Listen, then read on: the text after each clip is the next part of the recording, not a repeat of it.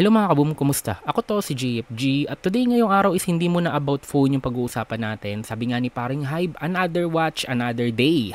So may smartwatch kasi na dumating sa atin. Ang pangalan nito ay Kospet Tank 3 and nakalagay dito military grade daw siya at sobrang tibay daw niya. So dito sa gilid ng box, makikita nyo meron siyang 170 plus sports mode, smart recognition, health monitoring, 1.43 inches na AMOLED display.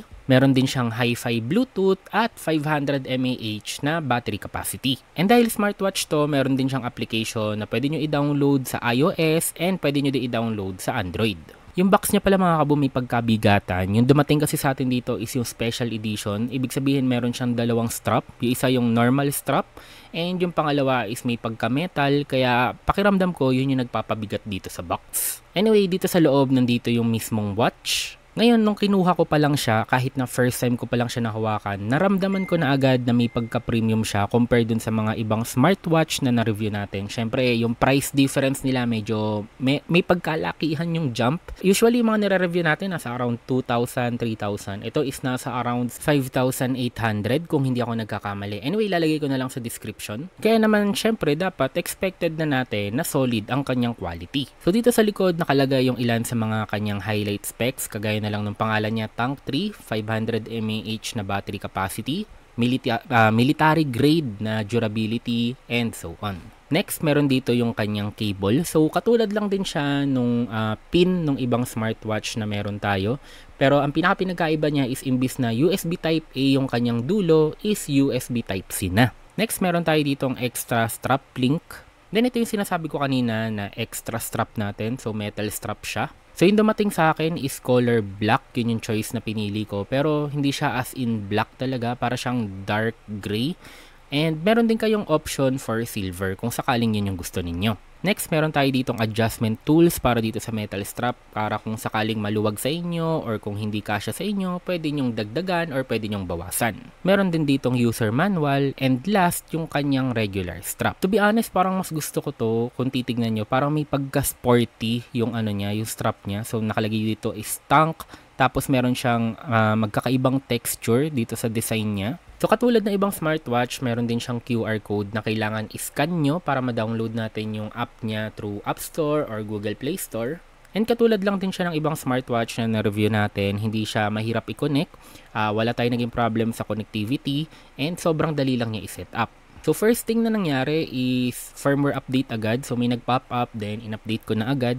But for some reason, nagkaroon ako ng konting problem dito kasi yan na-stuck na tayo sa 11%. So, iniwan ko muna yung smartwatch hoping na matatapos siya. Pero after 20 minutes, di ba kanina 7:01, ngayon 7:21 na, is 20% pa lang yung update. So, di ko alam kung ano nangyayari. Time check, 7:47, 32% pa lang tayo. So, mabilis naman yung internet, naka-fiber wifi naman kami. And nakabit ko na rin yung metal strap niya. Pero wala pa rin nangyayari, 32%, walang sign na matatapos to ngayong gabi. And iniisip ko na lang baka may nangyari or nagloko. So, nag-take ako ng risk and kinancel ko yung firmware update niya. And ito yung nangyari. So, nag-break yung UI nung smartwatch. So, wala na tayong maintindihan sa mga nangyari. So, ayan kita nyo naman. So, hindi natin kita yung time, hindi natin kita yung date, hindi gumagana yung notification bar, di ba? Status bar niya. Literal, nasira, nag-break yung UI. But, ang maganda naman dito, nung inulit ko yung update niya is naging mas mabilis siya. And ayun makikita nyo, installing na siya compared kanina na parang downloading pa lang. And ayun, ilang minutes lang, actually wala pang 2 minutes ata is natapos na agad siya.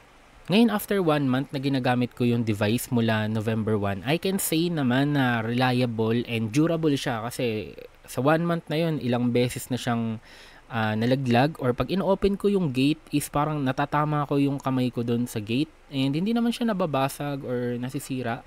Ang pinaka parang problem ko lang dito sa smartwatch na nakita ko is may times na nagde-delay ng konti yung notification pag hindi ko ni-reopen yung app nila. And at the same time, may pagkabigatan ng konti talaga yung watch. Pero sanayan lang kasi yun. Kasi ako hindi naman ako gumagamit kasi ng mga metal strap.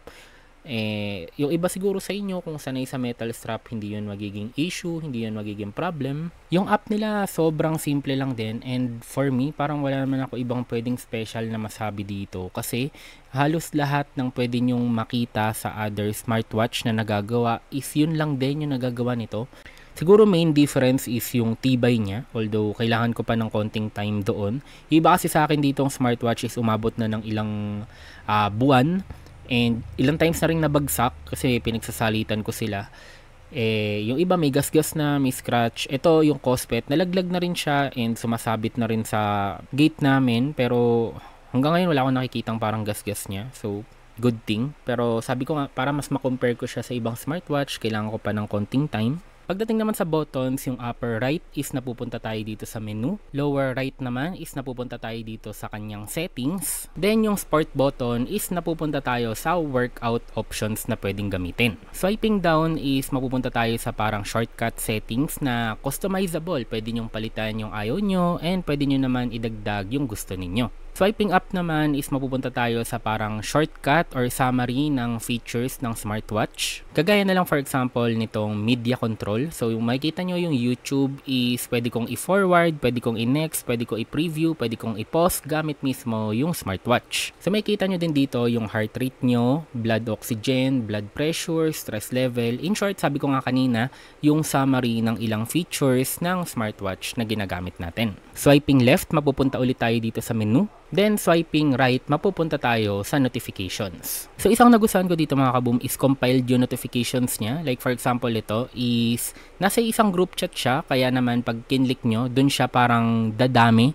Doon magko-collapse yung yung notification. Hindi katulad ng ibang smartwatch na kahit isang group chat lang talagang sunod-sunod yung notifications, kaya ang dami niya tignan dito sa smartwatch, pero dito is kino-compile niya per group chat or per notification. Holding the screen naman is mapupunta tayo sa mga watch face options. So pwede nyo yung palitan, pwede kayong mag-download ng iba, pero ang maganda pwede kayong mag-stock ng watch face dito. So on the go pwede kayong magpapalit-palit. Sa ilang mga kaboom, kung naghahanap kayo ng solid quality na smartwatch na hindi ganun kamahal, so at least, di ba, below 6,000 lang siya. Minsan pag naka-promo, nasa around 4,000 plus lang siya.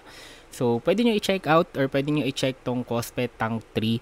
So, alam ko hindi masyadong kompleto yung review natin since hindi man ako masyadong maalam or ma-know-how sa mga smartwatch, no? So, pasensya mga kaboom, no? Pero, ita-test out ko pa siya, gagamitin ko pa siya ng ilang weeks, ilang months, and titignan natin kung tank ba talaga to, no? So, ilang mga kaboom, ingat kayo palagi at maraming salamat.